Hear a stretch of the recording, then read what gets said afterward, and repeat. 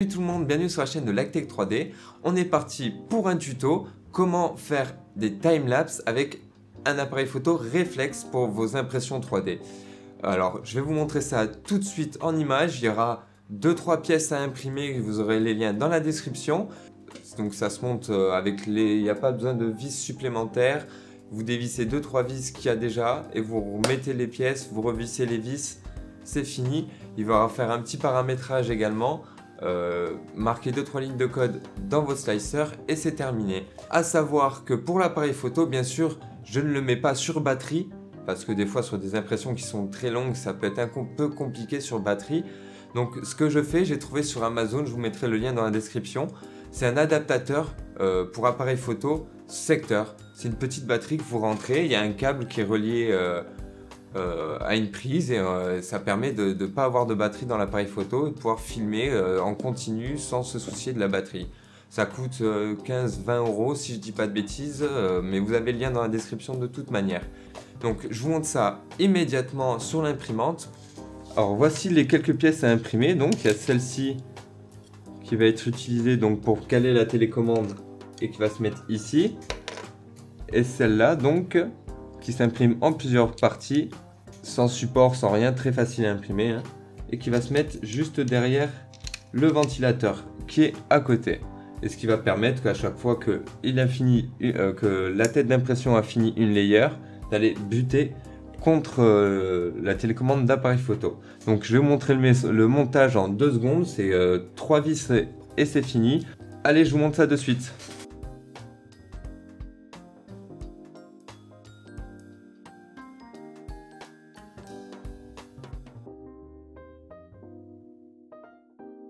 Donc voilà le montage, vous voyez un montage vraiment très simple, quelque chose qui va rentrer embuté sur la télécommande.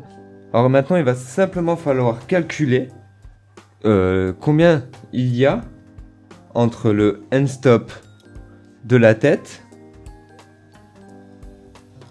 et le moment où il va appuyer sur la télécommande. Moi j'ai mis du scotch pour ma télécommande tout simplement parce qu'elle était trop fine, elle passait à travers, mais un peu de scotch et hop.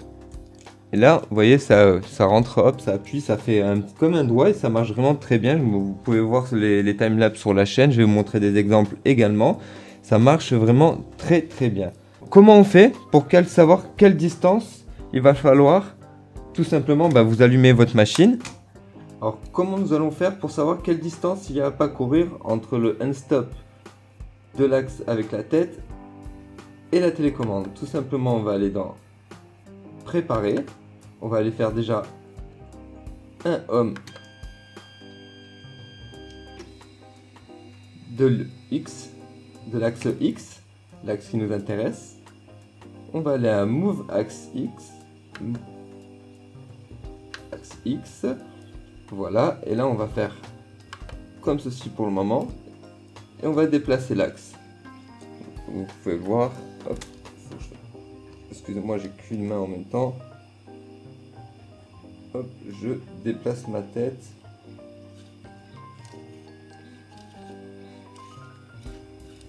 Voilà, je déplace en fait ma tête tout simplement. Hein. Je vous montre sur l'écran. Jusqu'à ce qu'elle rentre embutée avec la télécommande.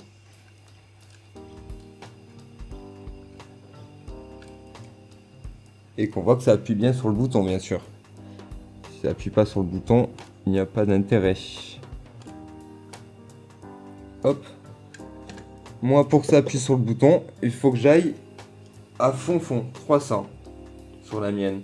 Sur la vôtre, sera peut-être 299. Enfin, ça dépendra de vos imprimantes et de votre télécommande, en fait, selon l'épaisseur de votre télécommande, l'épaisseur du bouton et tout ça. Allez, maintenant, on va passer sur l'écran, donc sur l'ordinateur, tout simplement pour vous montrer les 2-3 petites lignes qu'il y a à rentrer dans Cura et dans Simplify 3D. Donc vous allez voir ces 2-3 lignes, je vous mettrai ces lignes là à rentrer dans la description. Comme ça vous aurez juste à faire un copier-coller et mettre votre valeur. À la place, j'aurais mis 3 points d'interrogation pour que ce sera là où vous devez rentrer la valeur que vous aurez trouvée dans votre imprimante. Voilà, j'espère que j'ai été clair parce qu'en général, Au niveau explication, je ne suis pas très clair. Donc j'espère que vous avez compris. Maintenant, on passe sur l'ordinateur. Allez, à de suite sur l'ordinateur. Je profite de ce petit changement de caméra ordinateur pour t'inviter à t'abonner, liker et commenter un maximum la vidéo. Partage-la si tu penses qu'elle peut intéresser du monde. Alors je vais vous montrer comment ça se passe d'abord sur Simplify 3D et après je vous montre ça sur Cura. Donc pour Simplify 3D, tout simplement vous allez ouvrir Simplify, modifier les paramètres du procédé, vous allez à Script, changement de couche et là vous rentrez ces valeurs. Pour vous expliquer les valeurs et que vous puissiez comprendre et peut-être les modifier, je vais vous les expliquer. Le G90 ça veut dire ce que ça veut dire, position absolue, c'est pour retenir la position où il en est pour reprendre l'impression au bon endroit. Les G1 c'est-à-dire un déplacement, donc on lui dit en gros G1 tu te déplaces, F9000 donc à une fréquence de 9000, donc à une vitesse de 9000, je sais pas si des millisecondes ou si c'est des fréquences, tu déplaces à cette vitesse l'axe X à 280 mm et l'axe Y à 250 et l'axe Y à 250. Une fois que tu as déplacé ces axes, tu redéplaces l'axe X à une fréquence de 600. G4 c'est la pause tout simplement. Donc quand il va appuyer, tu restes appuyé pendant 90, 900 millisecondes, 80, je sais pas c'est quelle valeur. Il faudra les modifier. Si vous voyez que ça fait juste tac tac trop rapide, que ça n'a pas temps de prendre la piste de vue, vous pouvez rallonger. Si vous voyez que vous perdez du temps, que ça appuie trop longtemps pour rien, vous pouvez raccourcir. Et après le dernier mouvement, donc G91 à une fréquence de 9000 X, en gros il va reprendre sa position d'origine pour récupérer l'impression. Et sur Cura, alors Cura c'est un logiciel que je n'utilise jamais. Je l'ai utilisé je crois 3 fois la première semaine où j'ai eu mon imprimante et c'est tout. Alors pour Cura, à ce que j'ai pu discuter avec un ami qui l'utilise, pour lui qui utilise Cura, c'est dans imprimante, paramètres de la machine, extrudeur 1 et G-code de fin. Donc vous aurez plus qu'à, je vais vous le faire. Par exemple faire ceci et voilà, tout simplement. Allez, on se reprend face caméra pour un petit exemple. Allez, à de suite. Comment ça se passe sur l'ordinateur? Vous voyez, c'est deux lignes très faciles, enfin 2-3 lignes très faciles à rentrer. En plus, vous les aurez donc copier-coller, vous rentrez votre valeur, vous faites un petit cube de calibration pour faire un test pour voir si ça appuie bien et si c'est à chaque fois que ça appuie, ça imprime, ça prend bien la photo. Moi, ce que j'ai fait, c'est mon expérience personnelle.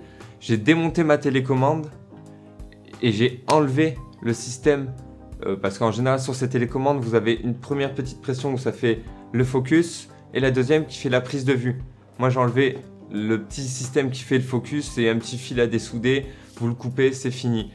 Franchement, parce que ça me posait problème parce que des fois, quand il appuyait, eh bien, il faisait que le focus et pas la prise de vue. Et même si je mettais l'appareil en autofocus, alors peut-être que ça vient de mon appareil, je sais pas. Bon bref, dans tous les cas, je vais vous montrer des exemples de ce que ça donne une fois fini, une fois monté. Et puis tout simplement, voilà, hein, à tout de suite. Hein.